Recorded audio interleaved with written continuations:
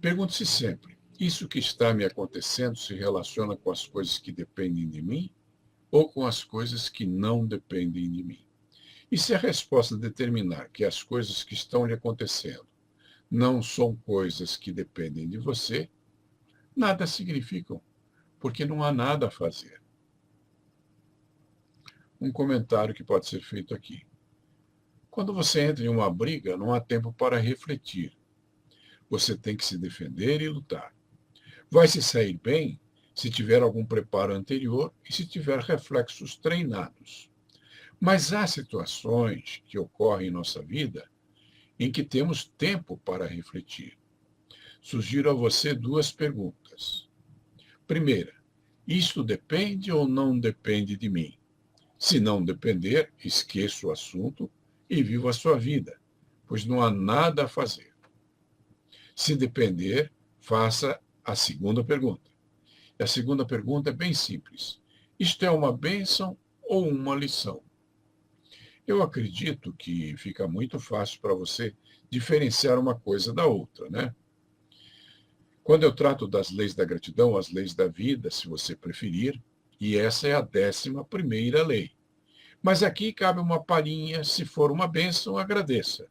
É muito importante ser grato, porque a gratidão ensina ao seu subconsciente que você gostou do que lhe aconteceu. E o subconsciente, que é uma das maiores forças que a sua mente tem, faz com que esse tipo de coisas ocorram outras vezes. Agora, se não for uma bênção, com certeza é uma lição. E se você não aprender essa lição, vai ter que passar por ela muitas outras vezes até que aprenda.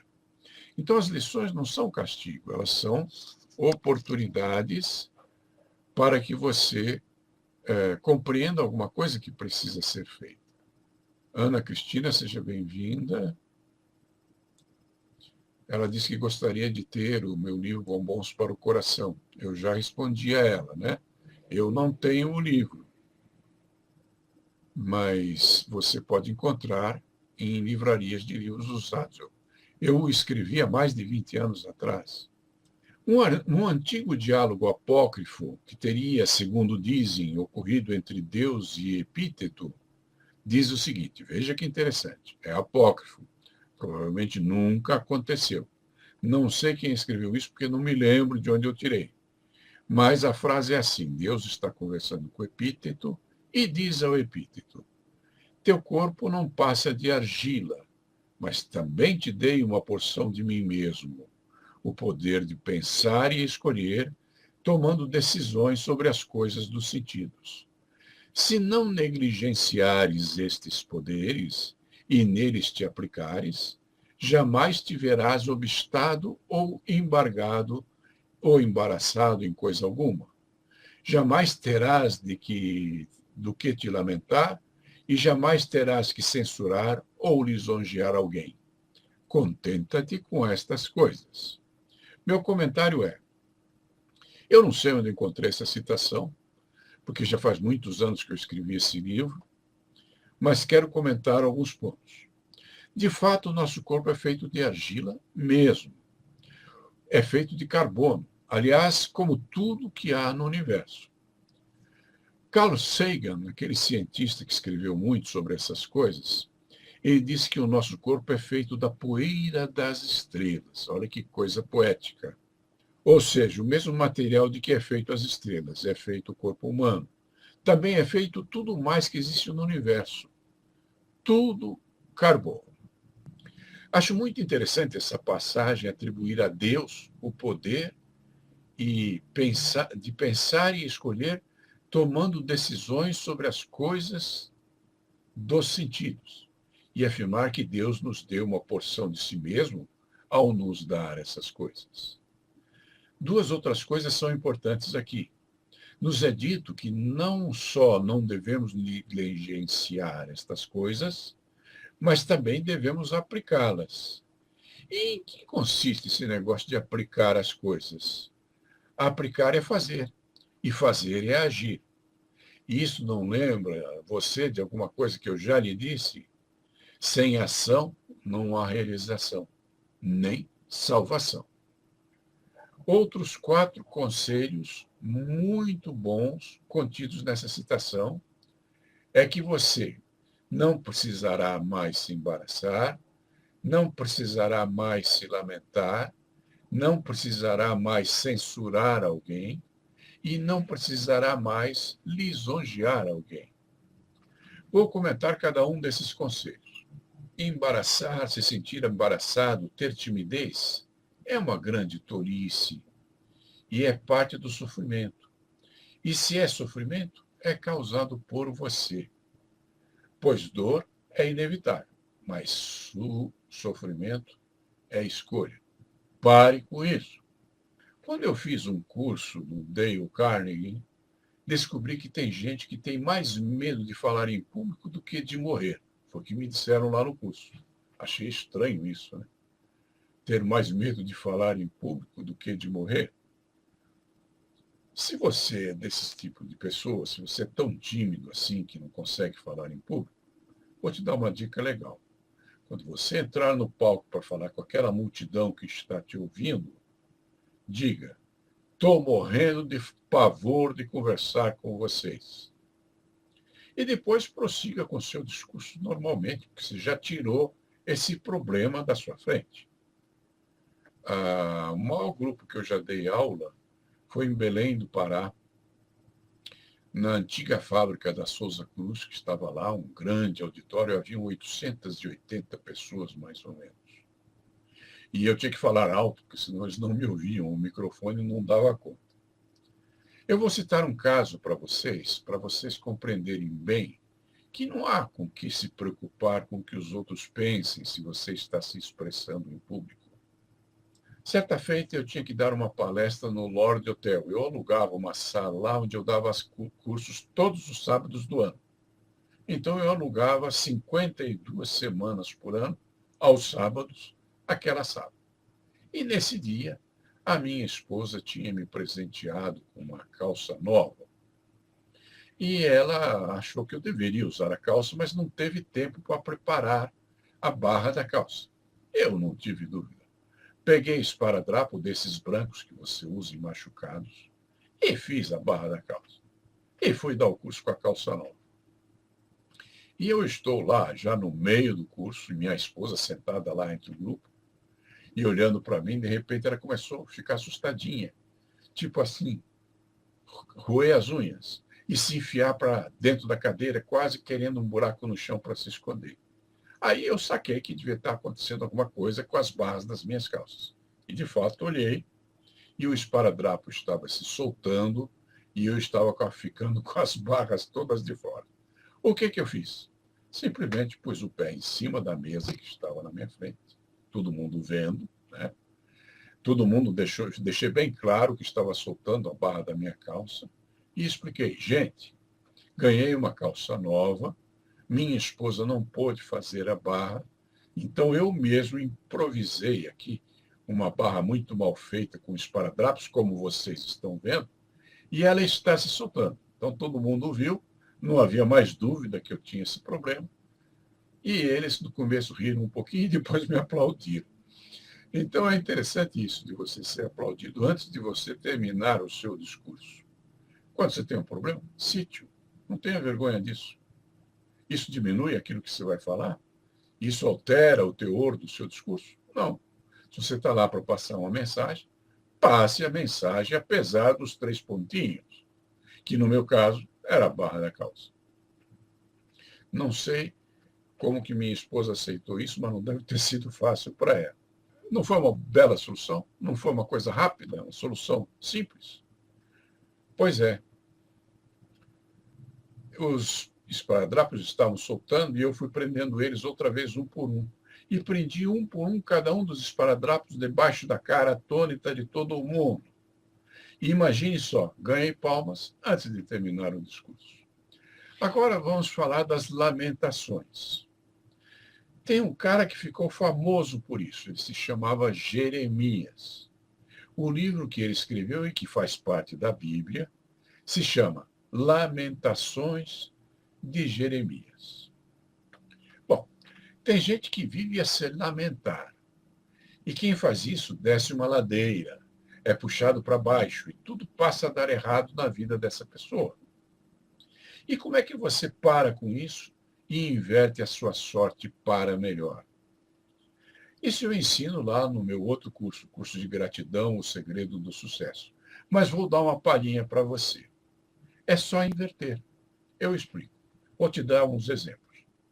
Digamos que você foi assistir um filme. Vamos citar um filme que foi famoso há uns meses atrás. O Coringa. Tá. Você assistiu o filme O Coringa, gostou do filme, mas teve coisas lá que você não gostou. Você não gostou das surras que o ator leva durante o filme, não gostou da violência que existe, não gostou de um assassinato que acontece lá.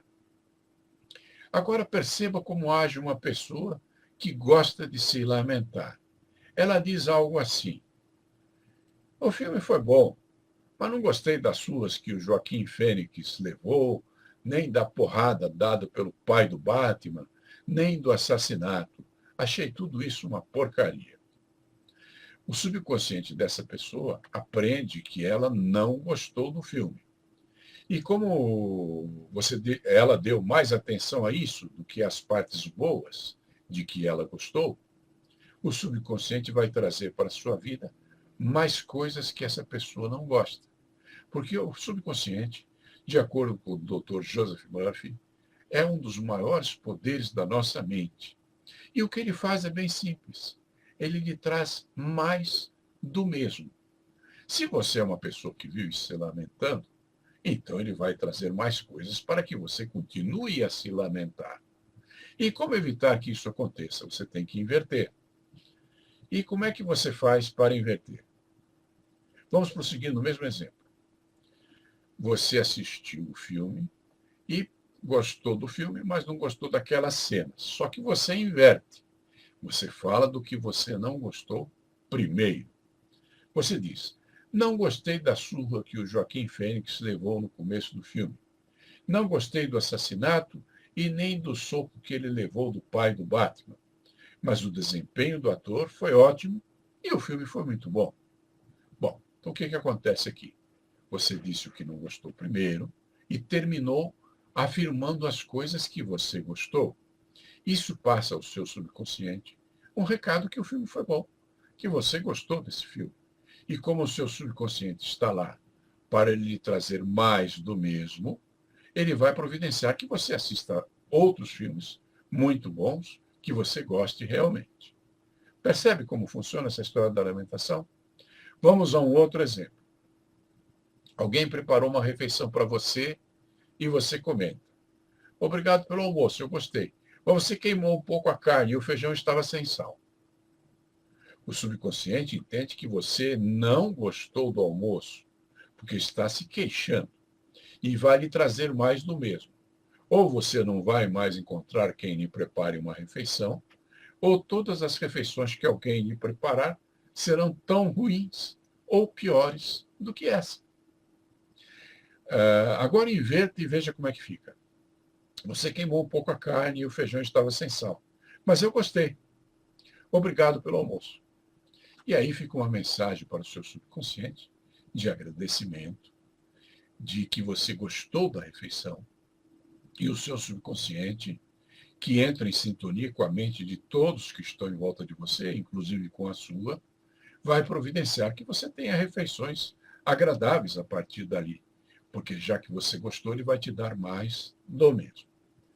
Bom, eu lhe disse que haviam 4 conselhos muito bons contidos nessa citação. A citação diz que você não precisaria mais se embaraçar, já comentei. Não precisaria mais se lamentar, já expliquei como é que você faz para lidar com isso. E não precisaria mais censurar alguém e nem lisonjear alguém. Quanto ao censurar alguém, lembre-se que nesta frase está escrito: te dei uma porção de mim mesmo, o poder de pensar e escolher, tomando decisões sobre as coisas. Essa é uma frase apócrifa entre Deus e Epíteto.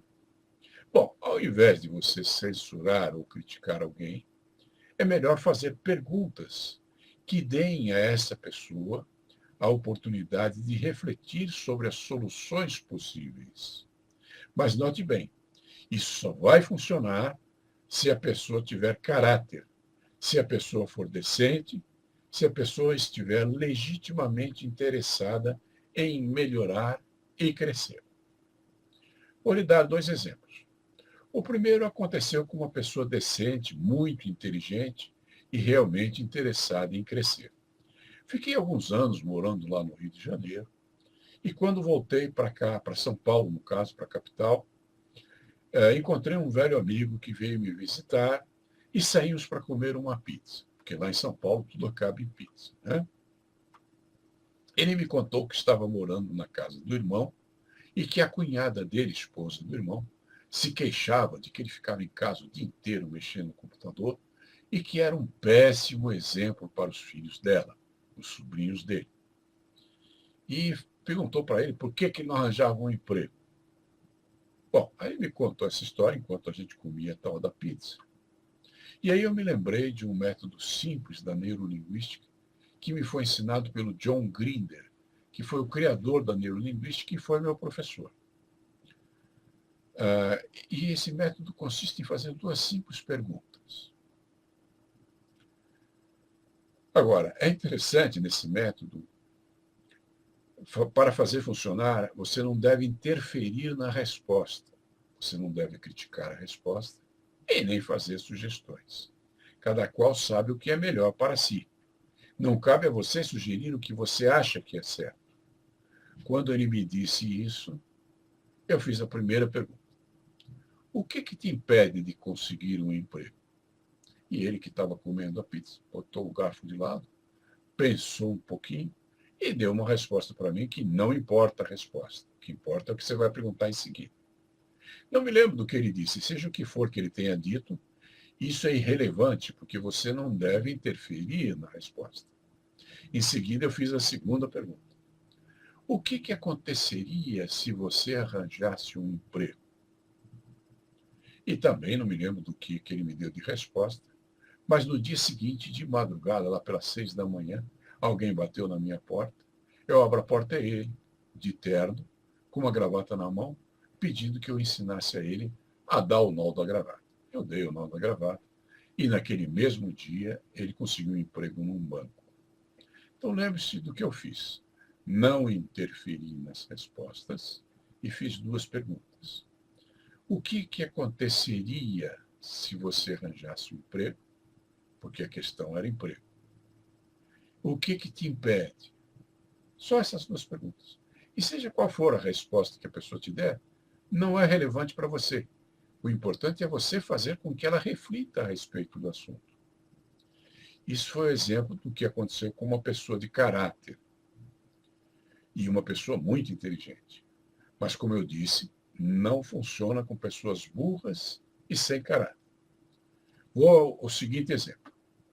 Eu tenho um vizinho aqui no condomínio onde eu moro que bebia muito e que tem uma personalidade muito desagradável. Tentei ajudá-lo de diversas formas. Ele sofreu um acidente de moto, eu levei várias refeições para ele. Ele pegou uma pneumonia, fui lá, levei refeições para ele também. E um dia ele estava sentado em um quiosque, que é um lugar comum de festas aqui no nosso condomínio. E eu estava com ele. Aí vimos ao longe um dos nossos vizinhos passando. Ele é corretor de imóveis, estava mostrando uma casa para alguém. E esse vizinho é muito amigo dele. Também é meu amigo, mas é mais amigo dele. Esse vizinho cuidou de uma casa que ele tinha para alugar na praia, ajudou ele de diversas formas. E ele virou para mim e fez duas fofocas terríveis sobre esse vizinho, que é amigo dele. Nessa ocasião, eu não tive como conversar com ele a respeito disso, porque como nós estávamos no quiosque e esse vizinho, que é corretor, passou por nós trazendo uma senhora que foi ver uma determinada casa, não era o momento de se falar sobre isso. Mas numa próxima ocasião, estando com ele, eu perguntei, o que te impede de não falar mal de seus amigos? Sempre a mesma duas perguntas. O que te impede? O que aconteceria se? Ele respondeu alguma coisa. E eu fiz a segunda pergunta. O que aconteceria se você respeitasse seus amigos e não falasse mal deles pelas costas? Ele se justificou de alguma outra maneira. E eu segui meu caminho, ele seguiu o caminho dele. Aí no dia seguinte, pelo Zap, ele entrou em contato comigo, dizendo que não queria mais me ver e cortando relações comigo. Então vocês percebem como são as reações das pessoas? E isso foi uma grande bênção para mim. Foi muito bom. E me lembrei da frase de um dos outros de meus professores. Tive como professor um especialista em marketing americano chamado Jim Rohn. E ele dizia uma frase muito interessante. Ele dizia: você é a média das 5 pessoas com quem você mais convive. Eu queria me livrar daquele vizinho que bebia muito há muito tempo, mas não sabia como fazer isso de uma forma caridosa. Ainda bem que não precisei fazer, ele mesmo se livrou de mim, o que foi muito bom. E aqui você tem um exemplo de que não adianta usar uma técnica refinada como essa com pessoas que não têm caráter e que não são éticas. Elas não estão dispostas a mudar, não querem saber disso. Aí você me pergunta, o que fazer com esse tipo de pessoas se essa técnica não funciona com elas? Não faça nada. Não prejudique a pessoa, não a critique.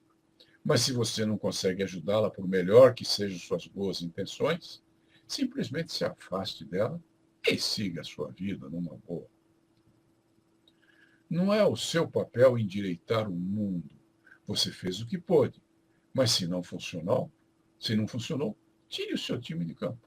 É como quando alguém te pede um conselho. Se alguém pedir um conselho, não fique falando conselhos para quem não te pediu. Mas se alguém pedir, dê o conselho. Se essa pessoa seguir ou não seguir o conselho, é problema dela. Não faz parte das coisas que dependem de você. Aqui diz, nunca se lamente sobre o leite derramado. Claro, não vale a pena. Né? Se isso trouxesse o leite de volta, não é? Mas não traz. Aquela frase, aquela conversa apócrifa entre Deus e Epíteto, Deus disse para ele, não precisará mais lisonjear alguém. Aqui no Brasil temos uma expressão rasteira quando nos referimos a pessoas que bajulam os outros. Chamamos de puxa-saco. Na Idade Média, os, entre aspas, nobres, muitas vezes eram brutais ao tratar de pessoas de classes mais baixas. Então, essas pessoas se dedicavam a lisonjear em busca de favores, quando não, da própria sobrevivência. Mas os estoicos, e nós estamos falando de uma obra que eu escrevi baseado num manual do Epíteto, né? Ele era um dos estoicos. Os estoicos dizem que quando você se contenta com o que é realmente seu, e nós sabemos que são só 3 coisas, você não precisa de coisas supérfluas e, portanto, não precisa bajular, nem lisonjear ninguém. Você tem sua própria força. Veja bem que a lisonja e a bajulação não é a mesma coisa que um elogio sincero e merecido. Elogiar alguém que realizou algo especial é perfeitamente aceitável. Até porque, se você não está em busca de favores e nem de privilégios, apenas está fazendo a pessoa perceber que o que ela fez é digno de mérito. Citação. Sêneca, que era outro estoico famoso, em uma de suas da obra Cartas a Lucílio, conta que Demétrio Poliorceta destruiu a cidade de Estilbão, matou sua esposa e filhos e depois lhe perguntou se ele havia sofrido alguma perda. E como Estilbão era estoico, ele respondeu: todos os meus bens estão comigo, nada perdido que era meu. E ele estava falando a verdade. Porque são só 3 coisas que são nossas. Vocês já aprenderam isso aqui comigo. O seu pensamento, a sua vontade e as atitudes e atos que você pode praticar a partir do seu pensamento e da sua vontade. Não são seus. Nem a sua esposa, nem os seus filhos, nem os seus pais, nem mesmo a sua vida e nem mesmo a sua reputação. Porque tudo aquilo que alguém possa lhe tirar, possa lhe roubar, jamais lhe pertenceu.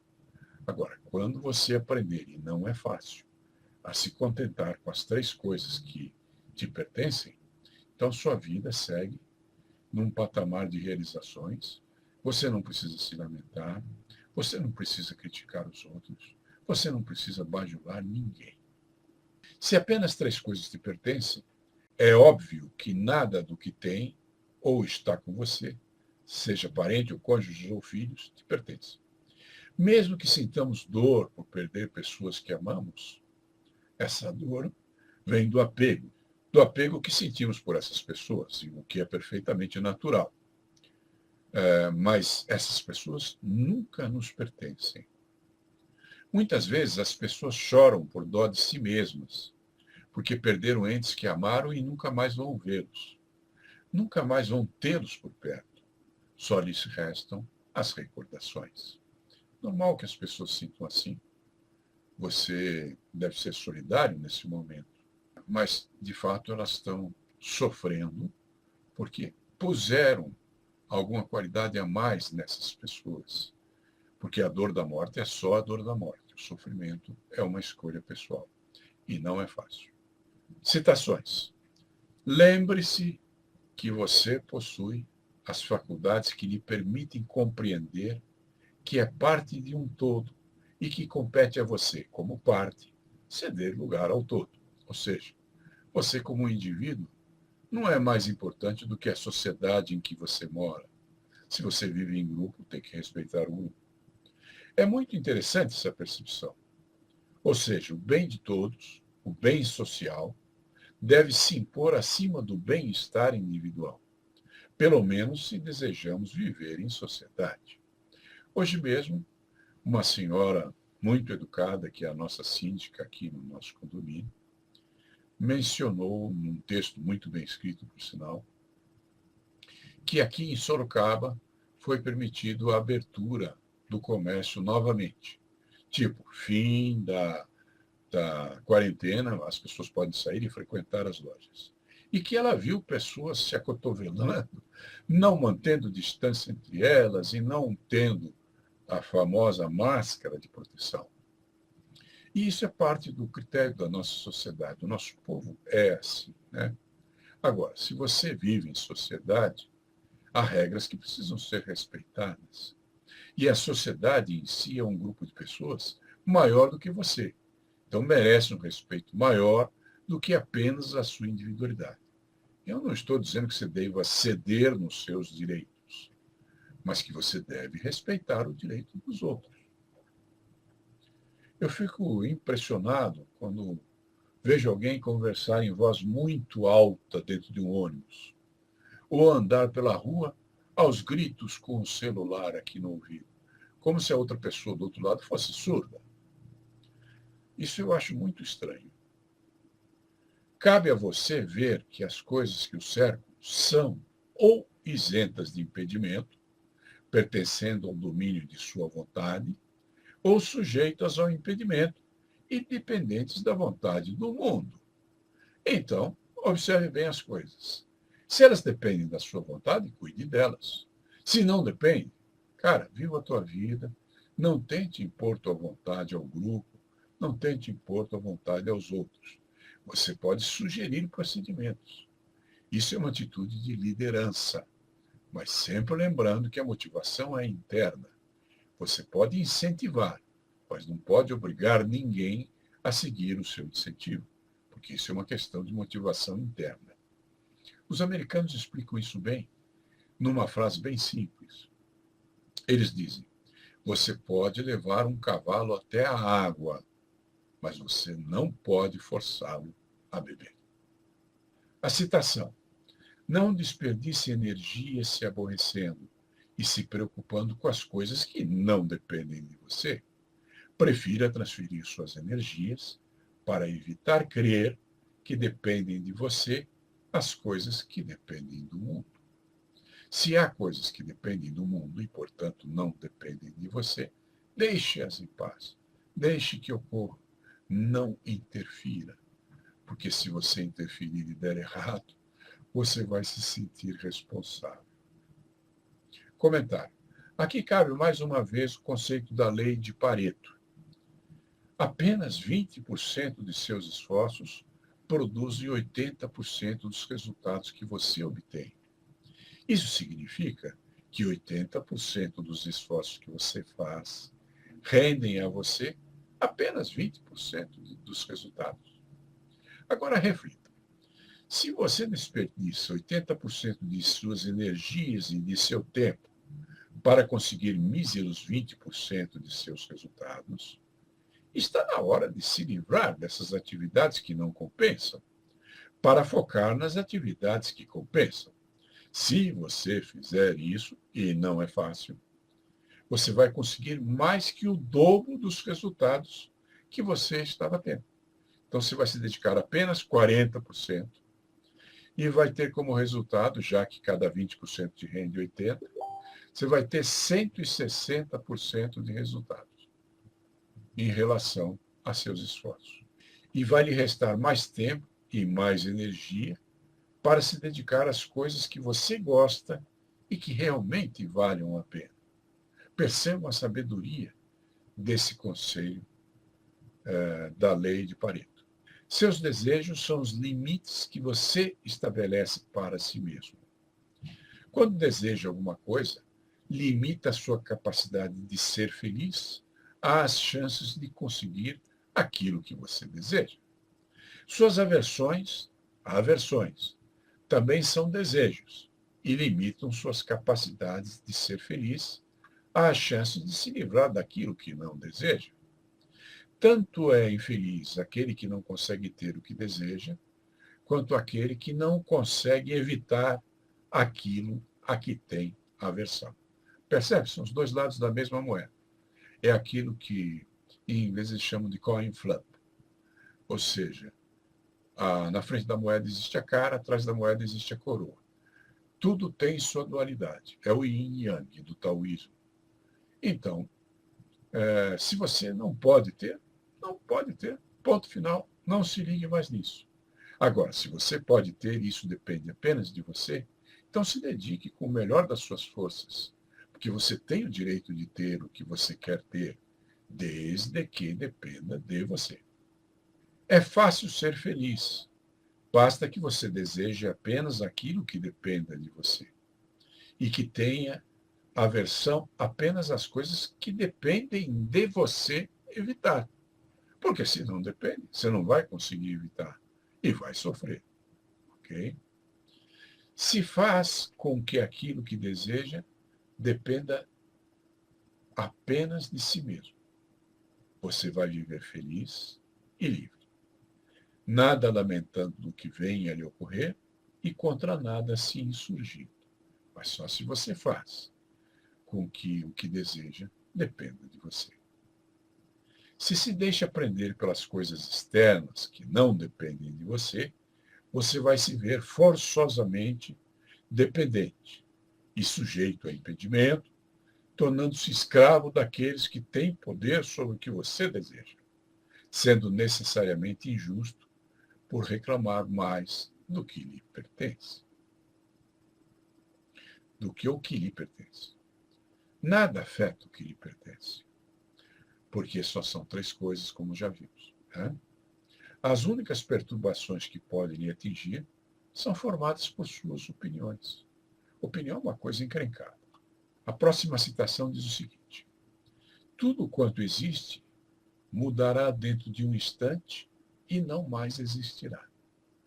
Existiu um pensador lá na antiga Roma, na antiga Grécia, e ele dizia uma coisa interessante: nenhum homem consegue entrar duas vezes no mesmo rio. Porque ele entrou hoje, o rio está de um jeito, e ele, homem, está de um jeito. Se ele voltar amanhã e entrar no mesmo rio, a água que estava lá ontem já passou, está quilômetros dali. Aquele rio não é mais o mesmo. E talvez ele, homem, também não seja mais o mesmo. Então é impossível você entrar duas vezes no mesmo rio, porque as coisas estão em contínua mudança. A única lei imutável do universo é que tudo muda. Se você entender isso, prepare-se para o que virá. Nem sempre dá para se preparar para o que virá. Acho que ninguém estava esperando o Covid-19, né? Foi uma surpresa para todo mundo. Só que se você ganhou um dinheirinho no passado e seguiu o conselho do bom senso, que recomenda a você guardar 10% de tudo que ganha, você, quando se viu diante da Covid-19, tinha recursos suficientes para sobreviver por muitos meses. E quem não fez isso, quando chegou a Covid-19, trancado em casa, confinamento, quarentena, o dinheiro vai embora, você não tem mais recursos, talvez tenha perdido o emprego, talvez o restaurante que você trabalhava, a loja em que você trabalhava tenha fechado. Se você é um pequeno empresário, talvez você tenha que ter devolvido o imóvel para alguém, porque não entrava dinheiro, você não podia pagar o aluguel. Enfim, depende do que você se fez no tempo das vacas gordas, quando você pôde se planejar e quando as coisas dependiam de você. Se você não usa da sabedoria quando as coisas dependem de você, quando chega um momento de provação como este do Covid-19, você não tem recursos para sobreviver.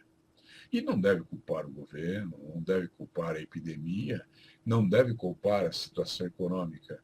Apenas olhe-se no espelho e encontre o responsável por esse estado de coisas. A única verdade imutável é que tudo muda. Pratique esta filosofia observando a natureza das coisas. Se você gosta de um vaso, procure se lembrar quando você o compra, que ele é feito de porcelana ou de barro. Ele é feito de alguma coisa que se quebra.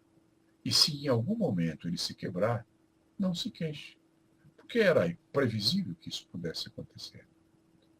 Quando você iniciar qualquer ação, examine a que natureza pertence, ok? Porque se não pertencer à natureza das coisas que dependem de você, então você pode ser um mordomo, um administrador dessa situação, mas saiba que não te pertence e que um dia ela vai perecer, ou vai desaparecer, ou vai ser roubada. A citação de agora é: quando entrar em um ônibus, barco, avião ou qualquer outra condução pública, procure se lembrar do que costuma acontecer nessa situação. Vejamos o exemplo do ônibus para ficar mais claro. Em um ônibus, algumas pessoas se acotovelam, outras falam e riem alto, umas correm na frente e tomam o lugar de outras. Existem cobradores mal educados, outros que roubam no troco, motoristas que arrancam antes que você suba ou antes que tenha tempo de descer completamente.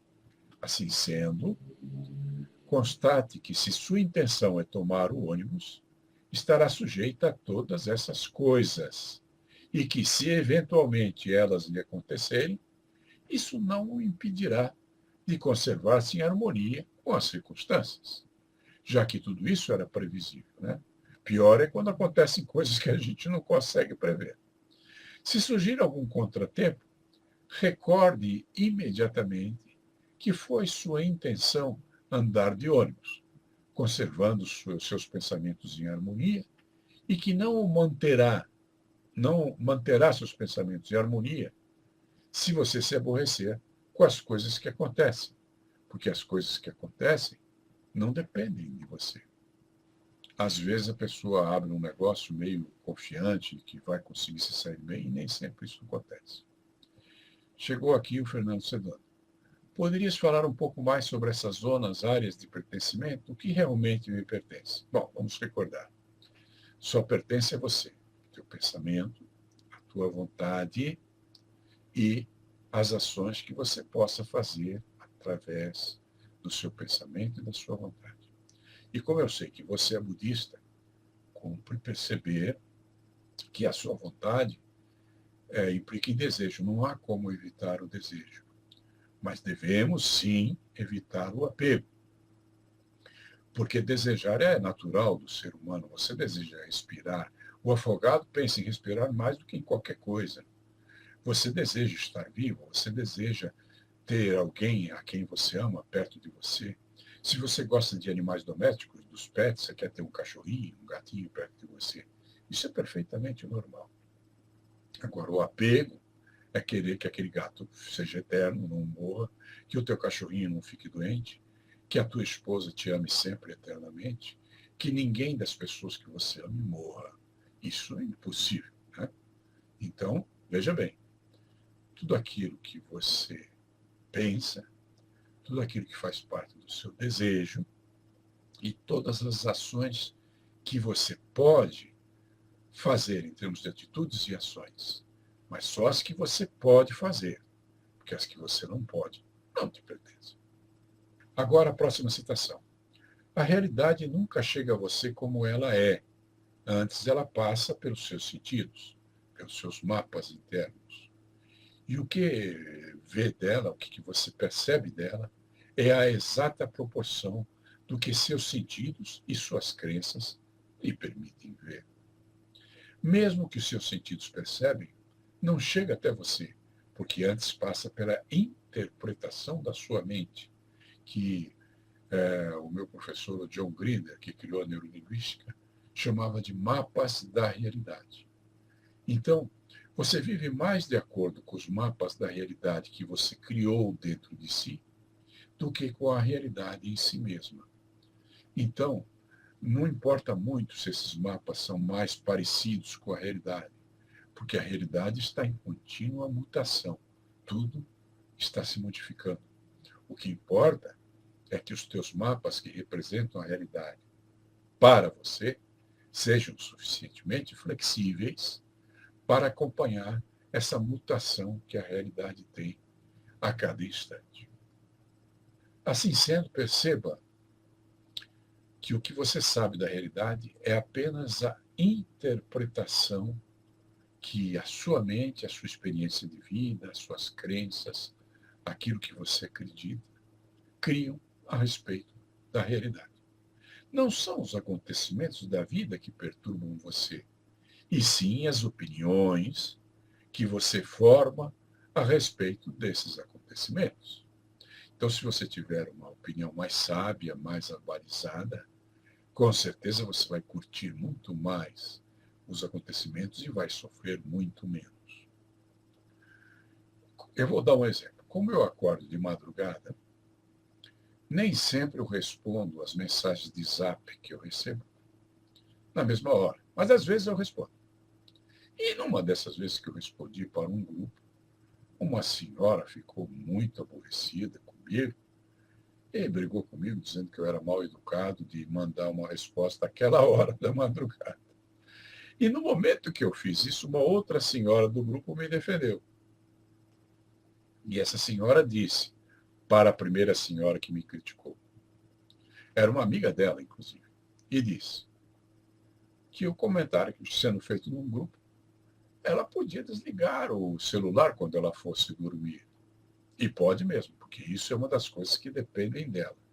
Só que ela não o fez e ficou ofendida e brigou com a amiga e disse para a amiga que não ia desligar o celular coisa nenhuma e que não tinha o que mandar nela, que o celular era dela e o que ela faria com o celular era problema dela.